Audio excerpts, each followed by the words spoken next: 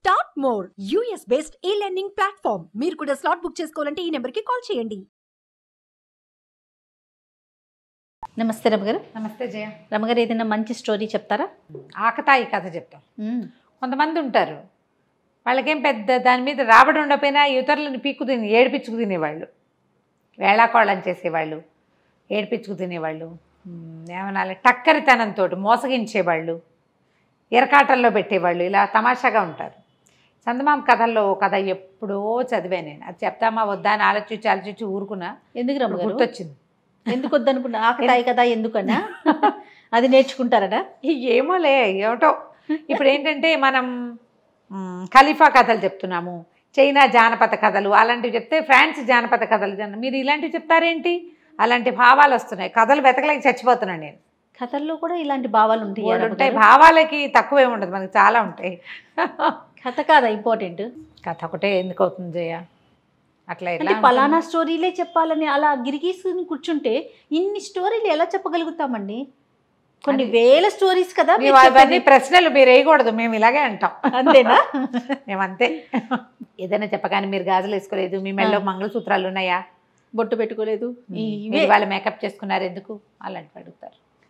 అంటే అలా ఒక ఉద్రేకం వస్తుంది. మరి అలాంటప్పుడు మీరు ఇలాంటి పిచ్చి పిచ్చి వేరే కథలు చెప్పవకండి.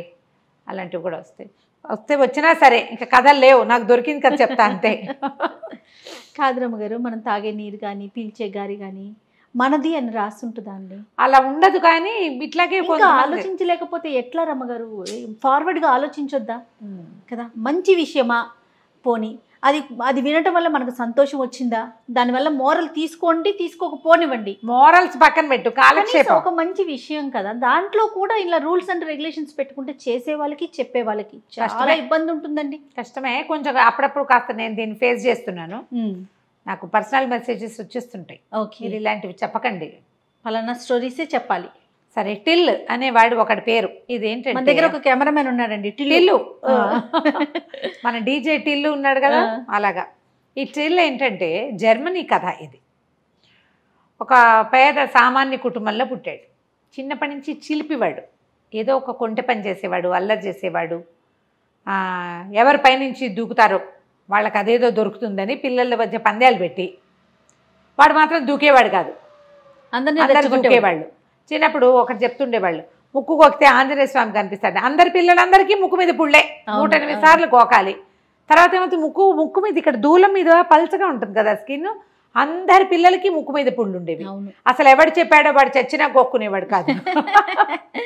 వీడు కూడా అలాంటి వాడు అన్నమాట. అయితే ఇదేంటంటే పాపం తండ్రి చనిపోయాడు. వాళ్ళమ్మ ఇంట్లో ఉన్నవి మన్నవి అవి ఇవి పెట్టి ఎటాగొట్టా సంసారం నడిపింది. ఓ రోజు కూర్చుని ఏడుస్తూ కూర్చుంది. నువ్వు ఎందుకు పనికిరావురా, ఏం పని చేయవు, నీకు ఆటకాయతనము ఆటకాయతనము అల్లరి కొంటెతనము తప్ప, సోమరిపోతువి నువ్వు. 10 రూపాయలు తేలేవు, 10 రోజులు అన్నం గడపలేవు, మీ నాన్న సంపాదించి పెట్టింది తినేసాం, ఆయన కొనిపెట్టినవి మింగేసాం, అన్నీ అయిపోయినాయి, నువ్వు నేను మిగిలాం, ఈ పూరు గుడిసె ఒకటి ఉంది మనకి అనేసరికల్లా అమ్మాట ఏడబోకే, నీకేం కావాలి, డబ్బులే కదా, తిండి అంతేగా, నేను చూస్తాలే అన్నాడు. వీళ్ళు ఊరిలో ఒక ఊరికి చివరగా ఉన్నారు. ఆ ఊర్లో రెండో చివరి వైపుకి ఉన్నటువంటి ఒక బజార్లలో పెద్ద పెద్ద రొట్టెల దుకాణాలు అవి ఉన్నాయి. వీడు మంచి పైలా పచ్చీస్గా కొట్లోకి వెళ్ళాడు. సాధారణంగా బిక్కుబిక్కుమంటూ బిక్కమొహాలు పెట్టుకుని ఉన్న వాళ్ళని చూస్తే జనాలు పసిగడతారు. కాన్ఫిడెంట్గా ఉండేవాడిని చూసి జబర్దస్త్గా లోపలికి వచ్చినవాడు, చేతులు అడిచేసేవాడు, చకచక తలకాయ అటు ఇటు తిప్పేవాడుని నమ్ముతారు. అవును, కాన్ఫిడెన్స్ కావాలి జనాలకి. వాడి దగ్గర డబ్బులు ఉన్నాయో లేదో కాదు ముందు కావాల్సింది. బిక్కమొహం వేసుకుని భయంగా చూస్తున్నాడు అనుకో, అసలు నీ దగ్గర డబ్బులు ఉన్నాయా అని అడుగుతారు. ఈ జబర్దస్త్గా వచ్చేవాడిని ఎవడు ఏమడగాడు. లోపలికి వెళ్ళి మా అయ్యగారు ఇది రెండో చివర బస చేశారు, కమ్మటి తీయటి చక్కటి రొట్టెలు కావాలి, చాలామంది ఉన్నాం అని చెప్పి బంగారు కాసుకి సరిపడా రొట్టెలు ఇచ్చి పంపించు నాతో మనిషి, నేను అవన్నీ మోసుకెళ్ళలేనన్నాడు. పెద్ద తట్ట నిండా వస్తాయి, మనిషిని ఇచ్చి పంపించు, కాసు వాడికి ఇచ్చి పంపిస్తా. బాగుందిగా. షాపు వాళ్ళకి అలా అలవాటే, మొత్తం సరుకు మోసుకెళ్తే షాప్ అబ్బాయి డబ్బులు పుచ్చుకొచ్చేస్తాడు. సరే, ఆ కుర్రాడు షాపులో ఒక అతను ఉన్నాడు, మరీ కుర్రాడు ఏం కాదు, పెద్దవాడు. బుట్ట తట్ట నెట్ మీద పెట్టుకుని నడుస్తుంటే ఈ టిల్ అన్నాడు, ఏ సరిగ్గా పట్టుకో, ఒరిగిపోతోంది, పడిపోతాయేమో రొట్టెలు, అసలే మా అయ్యగారు ఒప్పుకోరు కింద పడితే రొట్టెలు అన్నాడు. అతను వాడు బాగానే నడుస్తున్నాడు. ఒరిగానా అని ఇలా చూసుకున్నాడు. చూడంగానే ఒక రొట్టె జర్రుమని జారి కింద పడిపోయి. రొట్టె అంటే అవేమిటి, బన్నులు, బన్స్ అంతంత ఉంటాయి, ఇట్లా కొంచెం దిబరొట్టెలు లాంటివి. పడిపోయి పడంగానే గట్టిగా అరిచాడు ఈ టిల్లు. అయ్యో అయ్యో ఇంకేముంది, కింద పడేసేసావు, ఓ పని చెయ్యి, నేను ఇక్కడ నుంచుట, ఈ రొట్టె పుచ్చుకుని షాప్కి వెళ్ళిపో, అది అక్కడ పెట్టి మీరు ఎవరన్నా తిందురు కానీ, కింద పడిన రొట్టె మా అయ్యగారు తినరు, ఆయన గొప్పతనాన్ని చాలా తక్కువ, ఇంకో రొట్టె పుచ్చుకురా, నేను ఇక్కడే నుంచుటా అన్నాడు.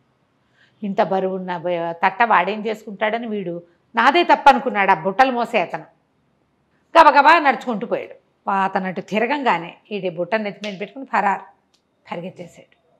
వాళ్ళ అమ్మకి తీసుకెళ్ళి చూపించాడు. అమ్మ చూసావా, తియ్యటి రొట్టెలే, వెన్నబూసినవి, పంచదార జల్లేరు, ఎన్ని రోజులో వస్తాయి, హాయిగా తిందాం, మనకు కావాల్సిన రొట్టెలే కదా. ఆ ప్రాంతంలో రొట్టెలే తినేవాళ్ళు. ఏదో కాస్త అవి ఇవి బియ్యంతో పల్చగా జావ లాంటిది కాచుకునేవాళ్ళు. ఆ మాత్రం బియ్యం ఉన్నాయి, రొట్టెలు కావాలి ప్రధానంగా. 10 రోజులు గడిచినాయి. గడిస్తే వాళ్ళమ్మ 10 రోజులు అవ్వగానే, ఒరే నువ్వు తెచ్చిన బుట్టెడు ఎన్నాళ్ళు వస్తాయిరా, రొట్టెలు కాస్త అయ్యే పోయినాయి, మళ్ళీ మొదలెట్టేమో, మళ్ళీ మొదటికి వచ్చాం మనం అని తెగ తిట్టిపోతుంది. అంతే కదా, ఎవరి దగ్గరైనా పని చేస్తాలేవే అన్నాడు. అయితే ఏమైంది, ఒక రొట్టెల కర్మాగారంలో చేరాడు. అది రొట్టెలు చేసే బేకరీ. అయితే ఆయన సాయంకాలం అయ్యేసరికి వీడికో 4 రొట్టెలు చేతిలో పెట్టేవాడు. డబ్బులు ఇవ్వాలి, ఇంకా డబ్బులు ఇవ్వాల, ఏ రోజుకి ఆ రోజు కూలీ ఉంటుంది. అయితే 2 రోజులు పనిచేశాడు.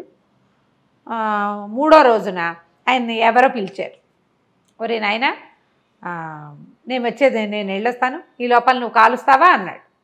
ఏం కాల్చమంటారు అన్నాడు. ఏం కాలుస్తావురా, గుడ్ల గుబలు కోతులును వాటిని కాలుస్తావా, రొట్టెలు కాల్చు, పింజారు వెదవా, బుద్ధి లేదు నీకు అని కేకలేసి వెళ్ళిపోయాడు. వీడేం చేశాడు, ఆ మొత్తం మైదా పిండి అంతా చక్కగా నున్నగా చేసి, రొట్టెలు గుండ్రంగా చేయాలి కదా, ఒకటేమో గుడ్ల గూబాకారంలో, ఒకటేమో కోతాకారంలో చొప్పున ఇన్ని గుడ్ల గూబలు, ఇన్ని కోతులు చేసి అక్కడ పెట్టాడు.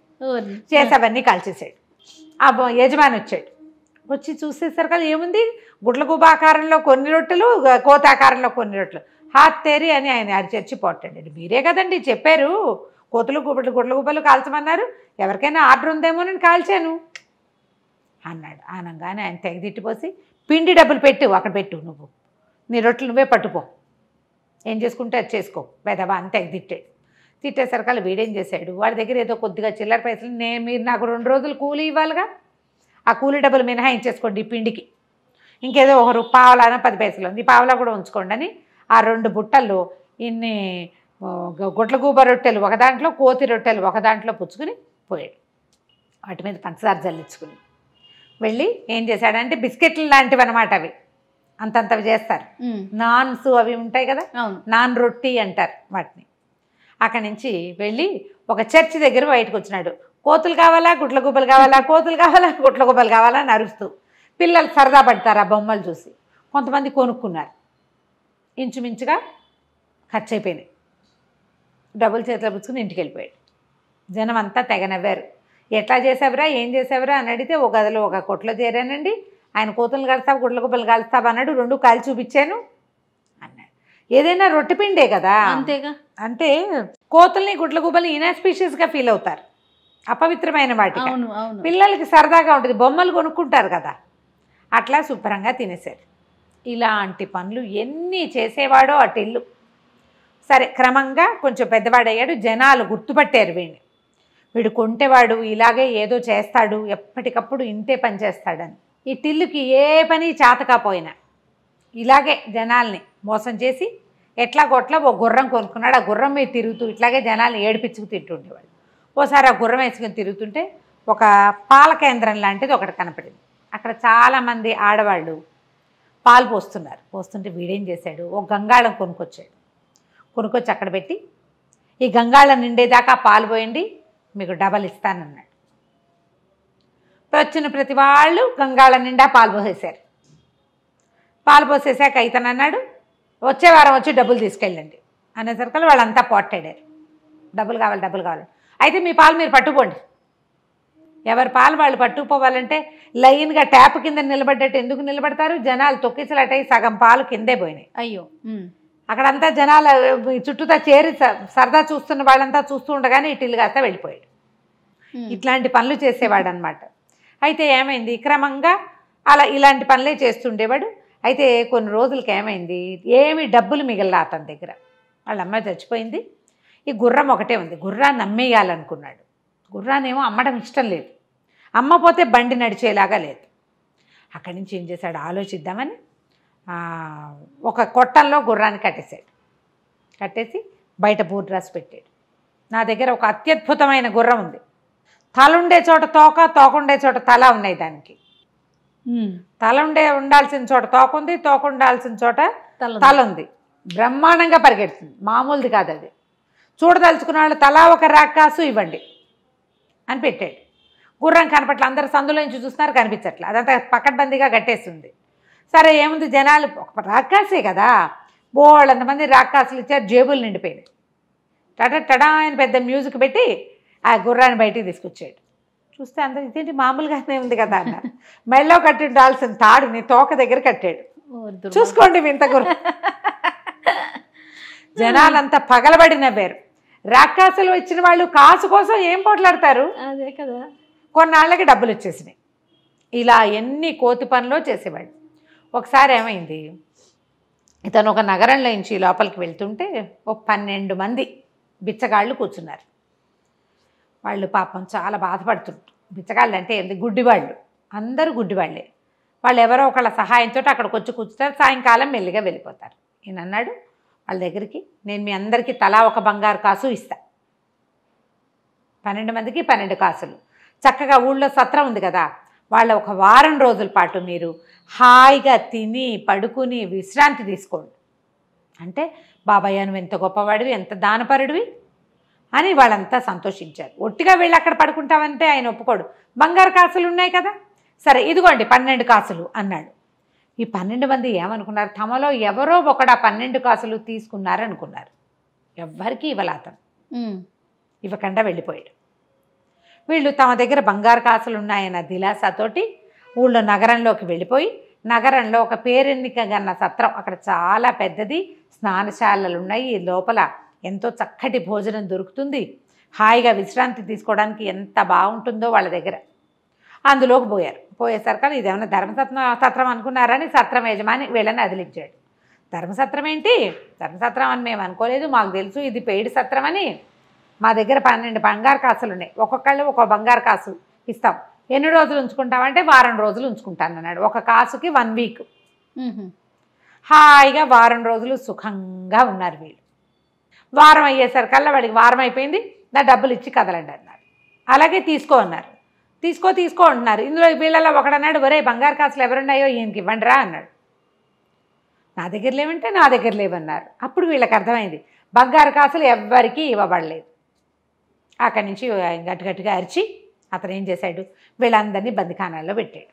ఆ బయటే ఉంది ఒకసారి దీంట్లో, అందులో వేసి తలపేసేసాడు చీకటి కొట్లో. టిల్లు మాత్రం వీళ్ళ మీద దృష్టి పెట్టుకుని ఉన్నాడు, గమనిస్తున్నాడు. వచ్చి ఏమిటయ్యా భలేవాడివి, పాపం వాళ్ళకి ఎవరో ధర్మాత్మలో సహాయం చేస్తారని వచ్చారు, ఒక వారం రోజులు ఉంచుకున్నా వాళ్ళని ఏం చేసుకుంటావు కబోది వాళ్ళని పెట్టుకుని అంటే, మరి నేనేం చేయనండి, నా నష్టం ఎవరు పూడుస్తారంటే, ఆ మాత్రం దానం చేసే ధర్మాత్ములు లేరు, ఉన్నారు బ్రహ్మాండమైన వాళ్ళు, ఎంతమంది ఎంతో అద్భుతమైన వాళ్ళు ఉన్నారు. కావాలంటే మీ ఆవిడని నాతో పంపించు, నేను ఆ దానం ఇచ్చేవాడిని ఎవరినైనా చూస్తా అంటే సరేనన్నాడు. సరే అంటే ఇతను ముందెళ్ళి ఒక మత గురువు దగ్గరికి వెళ్ళి, అయ్యా ఒక అభాగ్యుడికి సైతాన్ సోకింది, దాన్ని వదలగొట్టాలండి మీరు అంటే, తప్పకుండా నాయన దానికి అభాగ్యులకు సహాయం చేయటమే కదా మతాధికారులది పరిస్థితి, మేము అదే కదా చేస్తాం, తీసుకురా వీలు వెంబడి అన్నాడు. ఈయన పోయి మన టిల్లు వెళ్ళి ఆ సత్రం అధికారి దగ్గరికి వెళ్ళి, మీ ఆవిడని పంపించు, నేను డబ్బిచ్చే మహానుభావుడిని సెలెక్ట్ చేశాను అన్నాడు. ఈవిని వెంబడి పెట్టుకెళ్ళి అక్కడికి చెప్పాడనమాట. నేను చెప్పిన ఆయన తాలూకు భార్య ఏంటంటే, అమ్మ తప్పకుండా అతను కోరిన సహాయం నేను చేస్తానమ్మా అన్నాడు.